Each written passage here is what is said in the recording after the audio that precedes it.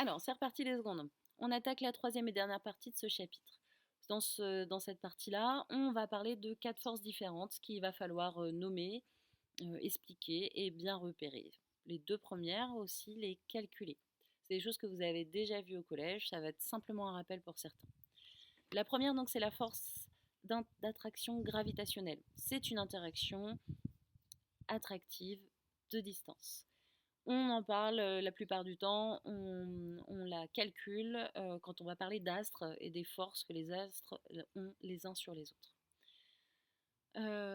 C'est-à-dire que deux systèmes qui ont une masse et qui sont à une certaine distance ont une interaction, une attraction entre elles mutuelle, simultanée et égale, puisque c'est une action réciproque.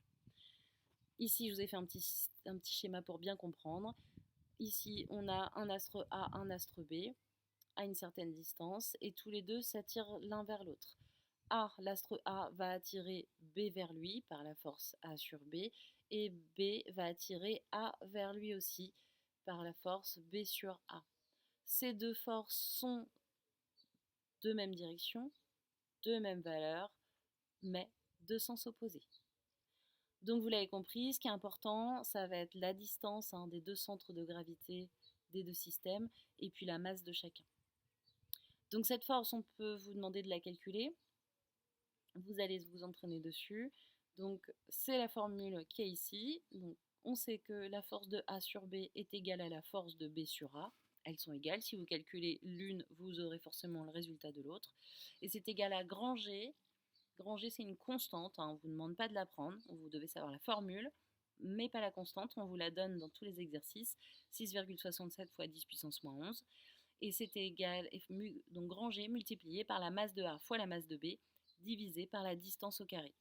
La masse doit être en kilogrammes, comme unité du système international, et la distance en mètres, pareil. Si je regarde la formule, je peux déjà en déduire quelque chose. Là, ici, la distance est élevée au carré, c'est elle qui divise le tout. Alors, ça veut dire que si j'ai deux astres qui sont éloignés, plus deux astres sont éloignés, moins ils vont exercer une force d'attraction gravitationnelle importante. Plus la force va être petite. Et si je regarde la masse, là, qui est au-dessus et qui est multipliée, ça veut dire que plus la masse est forte, plus ma force d'attraction gravitationnelle va être forte aussi. Donc, on se fait un petit exemple. J'ai pas pris des astres pour pas partir dans des puissances de 10, mais la plupart des exercices que vous rencontrez, c'est sur des astres. On va prendre deux ballons A et B. On nous donne la masse du ballon A, 60 grammes, et la masse du ballon B, 120 grammes. On nous dit que les deux ballons sont à une distance de 2 mètres, et on vous demande de calculer la force d'attraction gravitationnelle. Donc, on va commencer déjà, avant toute chose, pour ceux qui ne veulent toujours pas l'admettre, par commencer par noter la formule. Et cette fois-ci, on sait que la force du ballon A sur le ballon B, c'est l'égal. C'est la même force que le ballon B sur le ballon A. Et que ça sera donc grand G, la constante qu'on me donnera dans l'énoncé, fois la masse de A, fois la masse de B sur D au carré. La formule à noter, on fait l'application numérique.